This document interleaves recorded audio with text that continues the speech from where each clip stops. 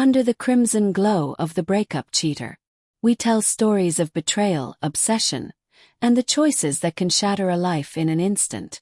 These are not fairy tales. They are warnings. Sometimes the person you're about to marry isn't the one who changes. It's you. And sometimes, when you walk away from someone who gave you everything, you come back to find they've been quietly preparing for your destruction.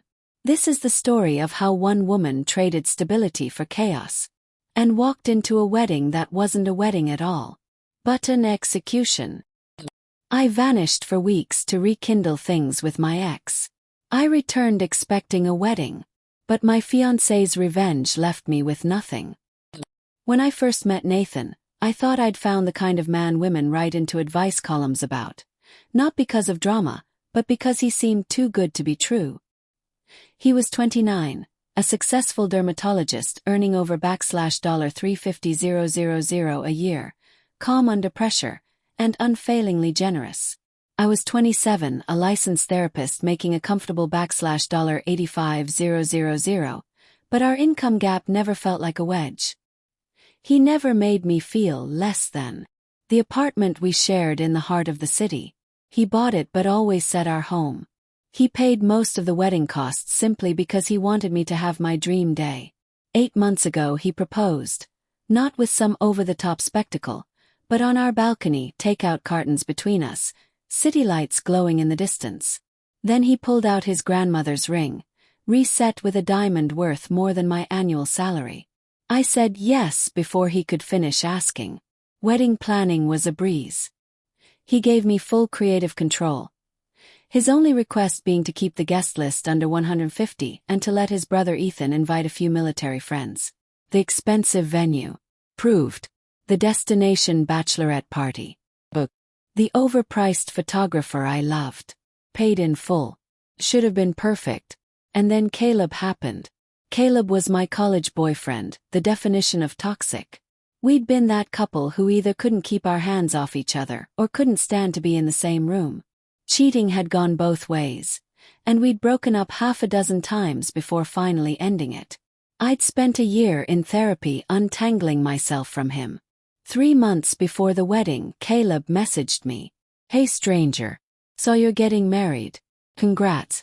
Coffee before you're officially off the market." I should have deleted it. I should have blocked him. But Nathan was at a medical conference that week, and my mind whispered the most dangerous thought in the world. What's the harm in one coffee? That coffee turned into drinks. Caleb was still magnetic. Older now, sharper, working in finance, wearing that same smile that had once made me do reckless things. He told me I looked the same, laughed the same, and then he asked, "You sure you're ready for forever? You're still young." It lodged in my brain like a splinter.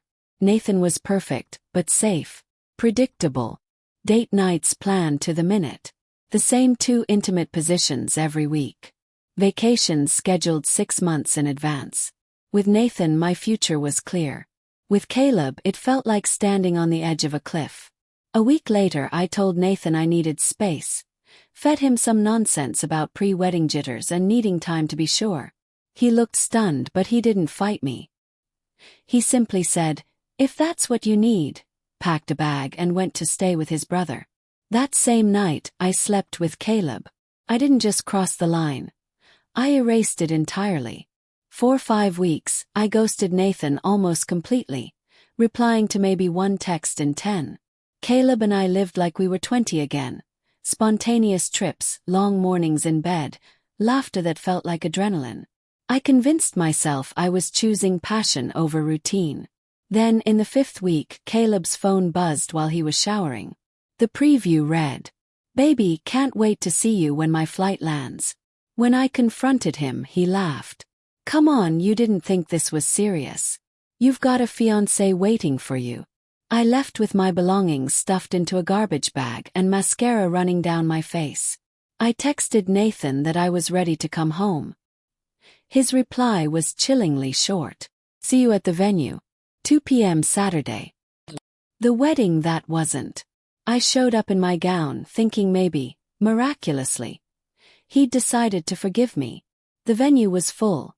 family, friends, even Caleb, sitting beside a blonde woman I didn't recognize. Nathan stood at the altar, immaculate in his tux. He smiled and gestured for me to walk forward. Then he spoke into the microphone.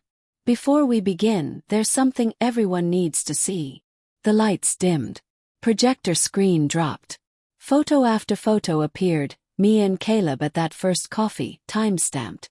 Screenshots of my texts calling Nathan too safe, complaining about our intimacy. Hotel receipts, security footage. Audio of me telling Caleb I'd made the right choice leaving Nathan. Then came the final blow. A video of Caleb recorded 2 days earlier saying, "She's fun, but she's not girlfriend material. Anyone who cheats on a good guy like Nathan isn't wife material. I'm just killing time until my girlfriend gets back." The blonde woman beside him stood, cursed, threw her drink in his face and stormed out. Caleb chased her. Nathan walked to me slowly. "Ethan has military contacts. Private investigators are affordable when you know the right people. Your work laptop. Your company IT was very helpful. The prenup's infidelity clause is ironclad. The apartment lease is in my name. You have 72 hours to get your things. You also owe me $47,000 for wedding expenses. Itemized list included. The car's in my name too, keys please." He handed me an envelope. My boss was in the audience. I was fired within days. Within a week, I was back in my parents' house. My father wouldn't speak directly to me. Friends cut me off. Caleb blocked me. Nathan began dating Sophia, a brilliant, beautiful pharmaceutical rep. 2 weeks later. Over the months, I saw them around town. Happy in a way Nathan had never been with me. They bought a house together. She was finishing her MD/PhD and later joined his practice. They built the life I'd thrown away. I lost not only my relationship but my career, my home, my reputation. The truth. I destroyed everything because I was bored.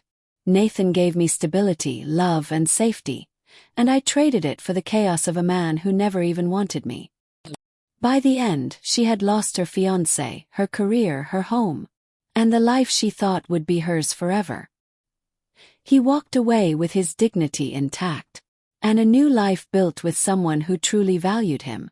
She walked away in a wedding dress, alone in a room meant for 150 people. Sometimes the harshest revenge isn't shouting, it's silence, and the sound of the door closing behind you. The breakup cheater always fades, but the damage left behind never does. Until the next nightfall. Stay alert, stay alive. And remember, some mistakes can never be undone.